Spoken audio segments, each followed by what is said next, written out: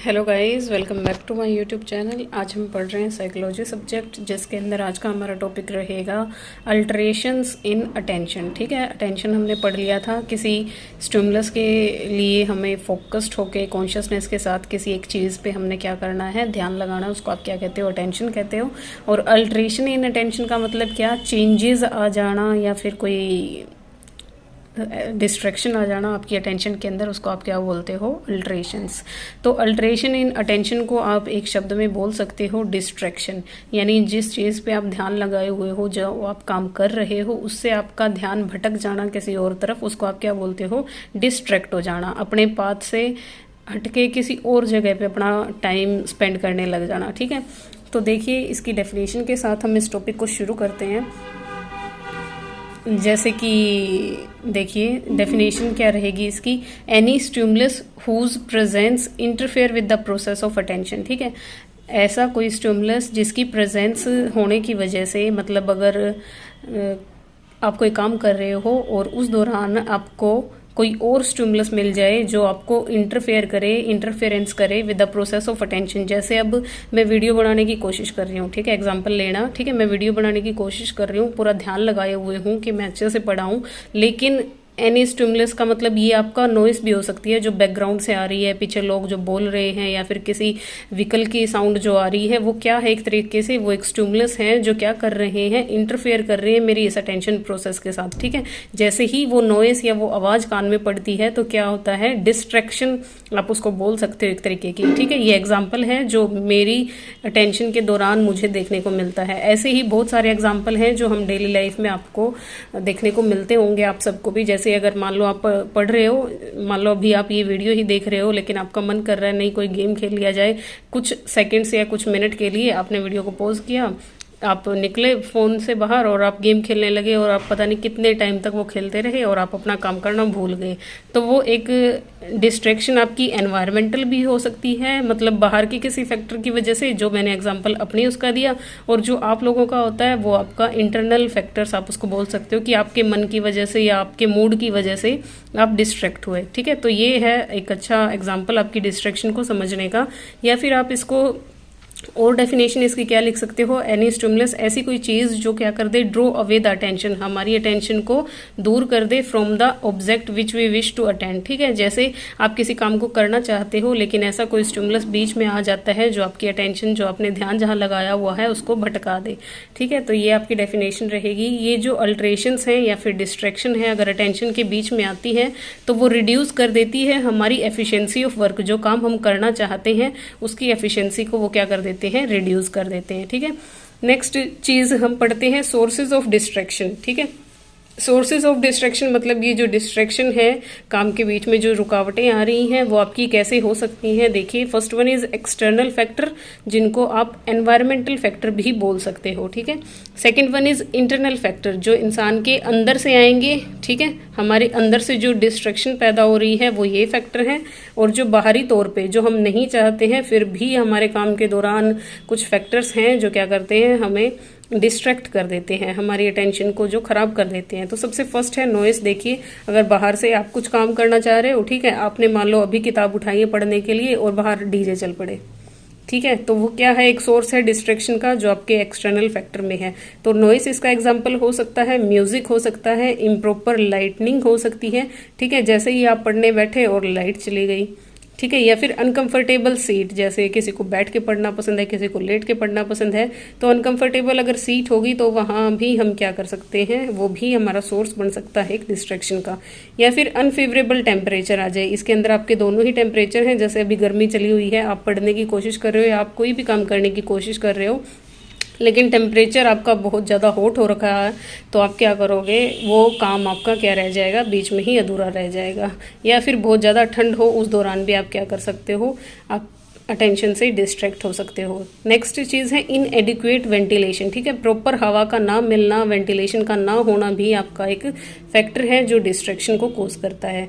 Next है defective method of teaching. अब ये सब आप सब अपनी स्टूडेंट लाइफ में फेस करते ही होगे। आपको किसी टीचर का जो टीचिंग मेथड है वो पसंद आता होगा, किसी का नहीं आता होगा। ठीक है, तो अगर आपका मेथड ऑफ टीचिंग अगर किसी का आपको समझ आ रहा है तो आप उसकी क्लास अटेंड करोगे, नहीं आ रहा है तो नहीं करोगे, ठीक है। तो वो भी मेथड ऑफ टीचिंग आपके टीचर का डिपेंड करता है, आपकी अटेंशन को खींच सकता है या आपको डिस्ट्रैक्ट कर सकता है, ठीक है। नेक्स्ट है डिफेक्टिव वॉइस ऑफ टीचर, ये भी आपका एक रोल प्ले करता है आपकी स्टूडेंट लाइफ के अंदर, ठीक है। मान लो कोई पढ़ाने की कोशिश अच्छी कर रहा है लेकिन या उसकी जो आवाज़ है वो आपको समझ नहीं आ रही है, या तो वो बहुत ही लो है या वो बहुत ही हाई है, या वो बहुत ही ज़्यादा स्पीड में पढ़ाता है या वो बहुत ही ज़्यादा स्लो पढ़ाता है। तो ये सारी ही चीज़ें क्या आपकी एक तरह से सोर्स रहते हैं या फैक्टर्स रहते हैं जो आपकी डिस्ट्रैक्शन को कोज कर सकते हैं, ठीक है, आपका ध्यान जो भटका सकते हैं। नेक्स्ट हम पढ़ते हैं इंटरनल फैक्टर्स के बारे में। इंटरनल फैक्टर आपके वो रहेंगे जो आपकी बॉडी के अंदर खुद से, ठीक है, आपकी बॉडी के अंदर ही ये फैक्टर प्रेजेंट होते हैं जो आपको डिस्ट्रैक्ट होने के लिए मजबूर करते हैं एक तरीके से, जैसे कि इमोशनल डिस्टर्बेंस, ठीक है। अगर आप इमोशनली स्टेबल हो, ठीक है, एक तो देखिए अगर आप हद से ज़्यादा खुश हो तो आप पढ़ाई जैसे बोर काम को तो नहीं करना चाहोगे उस दौरान, ठीक है। तो ऐसे ही इमोशनल डिस्टर्बेंस में आप किसी भी तरह के इमोशन का एग्जांपल ले सकते हो, ठीक है। इसके अंदर आप खुशी का, जिस भी इमोशन में आप हो वही एग्जाम्पल आपका यहाँ पे आ जाएगा, ठीक है। इमोशनल डिस्टर्बेंस क्या करती है, डिस्ट्रैक्शन कोज करती है, या फिर आपकी हेल्थ, ठीक है, आप चाहते हो कोई काम करना लेकिन आपकी हेल्थ आपको सपोर्ट नहीं कर रही है उस चीज़ को करने के लिए, तो वो भी आपका क्या है, इंटरनल फैक्टर है।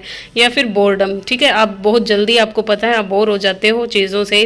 मान लो अगर आधे घंटे की क्लास है तो आप 5 से 10 मिनट ही मुश्किल ध्यान लगा पाते होगे, फिर उसके बाद आप इधर उधर की चीज़ों देखने लग जाते हो, ठीक है। तो ये बोर्डम जो मतलब जो लोग ज़्यादा बोर होते हैं चीज़ों से, वो उनका इंटरनल फैक्टर ही है। नेक्स्ट फैक्टर हो सकता है आपका लैक ऑफ मोटिवेशन, ठीक है। मोटिवेशन, अगर आप किसी चीज़ के लिए मोटिवेटेड नहीं हो, आपके अंदर खुद ही इच्छा नहीं होगी किसी चीज़ को करने की, तो आप बिल्कुल ही मतलब ये बहुत बड़ा रोल प्ले करेगा आपका एक फैक्टर की तरह है जो आपको डिस्ट्रैक्ट करेगा चीज़ों से। नेक्स्ट है फैटीग, थकान भी हो सकती है, आप दिमागी रूप से क्या हो या फिर आप शारीरिक रूप से क्या हो, थके हुए हो, तो आप क्या करोगे उस दौरान, आप किसी भी चीज़ पे अटेंशन नहीं दोगे, आप बिल्कुल रेस्ट की पोजीशन में होगे और आप उस दौरान कोई काम नहीं करना चाहोगे। तो ये सारे के सारे क्या हैं, आपके सोर्सेज हैं जो डिस्ट्रैक्शन के हैं, एक्सटर्नल और इंटरनल। इसके बाद हम पढ़ते हैं टाइप्स ऑफ डिस्ट्रैक्शन के बारे में। टाइप्स ऑफ डिस्ट्रैक्शन के अंदर देखिए आपको 2 टाइप बताई गई हैं, एक कॉन्टीन्यूस डिस्ट्रैक्शन और एक डिसकंटिन्यूस डिस्ट्रैक्शन, ठीक है। कॉन्टीन्यूस जैसा इसका नाम है यानी ये लगातार होगी, ठीक है, तो ये कैसी रहेगी आपकी, रेगुलर आप बोल सकते हो, या फिर कॉन्टीन्यूस होती है ये नेचर के अंदर। और डिसकंटिन्यूस का मतलब कभी कभी जो डिस्ट्रैक्शन आए, ठीक है, तो उसको आप क्या बोलते हो, इररेगुलर डिस्ट्रैक्शन भी बोल सकते हो, ठीक है। अब देखिए जैसे कि ये एग्जाम्पल है आपका, sound of radio played continuously. मान लो आप ऐसी जगह पे रह रहे हो जैसे कि अपने घर के आसपास कोई मंदिर ही लगा लो, ठीक है, जिसकी आवाज़ आपको पता है एक टाइम फिक्स है उसका, सुबह के टाइम वो 5 से 6 बजे तक बजता है, ऐसे ही शाम को, तो आपको क्या हो जाएगी, धीरे धीरे उस चीज़ की आदत हो जाएगी आपको उस चीज़ की, ठीक है। या फिर नॉइस एट मार्केट प्लेस, आपका घर किसी ऐसी जगह है जहाँ पे मार्केट है, रेलवे स्टेशन है, बस स्टैंड है, जहाँ पे हर बार नॉइस रहती ही रहती है, ठीक है। शुरुआत के दिनों में आपको एडजस्टमेंट करने में थोड़ी दिक्कत होगी, लेकिन फिर उसके बाद जब आपको पता है ये चीज़ें रेगुलर ही हैं, ये चीज़ होगी ही होगी, तो एक्सपेरिमेंट ने ये बात शो की है, मतलब लोगों ने एक्सपेरिमेंट की है इस चीज़ के ऊपर कि ऐसे ही कंटिन्यूस डिस्ट्रैक्शन के लिए हम एडजस्ट हो जाते हैं, ठीक है। Adjustment to continuous distraction take place quickly, ठीक है। अब जब आपको पता है, आपको उस चीज़ की आदत पड़ जाती है फिर कि ये इतना शोर तो यहाँ पे होगा ही होगा, ठीक है। और जो आपकी डिसकंटिन्यूअस डिस्ट्रैक्शन है उसके अंदर देखिए आपका एग्जांपल दिया गया है, जैसे कि ये आपकी इरेगुलर होगी, ये कंटिन्यूअस बेस पे नहीं होगी। इसके अंदर देखिए बताया है, hearing of somebody's voice every now and then, जैसे कि किसी की आवाज़ अभी सुनी आपने, अभी एवरी नाउ, ठीक है, और फिर उसके बाद काफ़ी दिनों बाद सुनी, ठीक है। ऐसी चीज़ें जो मतलब रेगुलर नहीं हैं, इसके अंदर आप ये वॉइस का लगा लो या फिर लोगों का लगा लो, किसी भी चीज़ का इसके अंदर आप लगा लो, इरेगुलर डिस्ट्रैक्शन, ठीक है। इसके अंदर पर्सन का भी आ सकता है, मान लो आपने किसी एक इंसान को आज देखा, उसके बाद आप भूल गए उसको, ठीक है, फिर काफ़ी टाइम बाद आप उसको देख रहे हो, तो फिर वो आपको अपने पाथ से डिस्ट्रैक्ट करने के लिए क्या हो जाएगा, डिसकंटिन्यूअस के अंदर आप उसको यहाँ पे लिखोगे, ठीक है। तो और एक्सपेरिमेंट ने ये बताया है हमें कि ऐसी जो हमारी ये डिसकंटिन्यूअस जो डिस्ट्रैक्शन है जो कभी कभी ज़िंदगी में आती है, तो ये हमारे इंटरफेयर करती है वर्क के साथ, क्योंकि हम इस चीज़ के साथ क्या नहीं कर पाते, एडजस्टमेंट नहीं कर पाते हैं, ठीक है। जब आपको मतलब आप एक अच्छे पाथ पे चले हुए हो, लेकिन अचानक ही ज़िंदगी में ऐसी चीज़ें हो जाती हैं कि आपको फिर वही लोग दोबारा से ज़िंदगी में देखने को मिले, ठीक है, तो फिर आप उस चीज़ के लिए ना तैयार होते हो, ना एडजस्ट कर पाते हो, और ये आपकी जो डेली लाइफ वर्क आप कर रहे होगे उस चीज़ में इंटरफेयर कोज कर सकती हैं। तो ये इरेगुलर हैं, इसीलिए आप इनसे एडजस्ट नहीं कर पाओगे, और कंटिन्यूस के अंदर क्या है, आप ईजिली एडजस्ट कर लोगे। नेक्स्ट है आपके वेज ऑफ रिमूविंग डिस्ट्रैक्शन। कुछ तरीके आपको बताए गए हैं कि आप डिस्ट्रैक्शन को अवॉइड कर सकते हो, जैसे कि आप अपने काम में एक्टिव रहो, ठीक है, तो किसी भी तरीके की आपकी डिस्ट्रैक्शन हो वो आपको अफेक्ट नहीं कर पाएगी। अगर आप अपने काम में, अपने इरादों में, अपने मोटिव्स में क्या रहेंगे, एक्टिव रहेंगे, तो कोई भी इंसान, कोई भी जगह, कोई भी नॉइस, किसी भी तरीके का कोई भी सोर्स आपको डिस्ट्रैक्ट नहीं कर पाएगा, ठीक है। अगर आप, नेक्स्ट चीज़ है नेग्लेक्ट या अवॉइड द डिस्ट्रैक्शन, ठीक है। अगर आप डिस्ट्रैक्शन को अवॉइड करना सीख जाओगे तो आप फुली अटेंटिव रहोगे।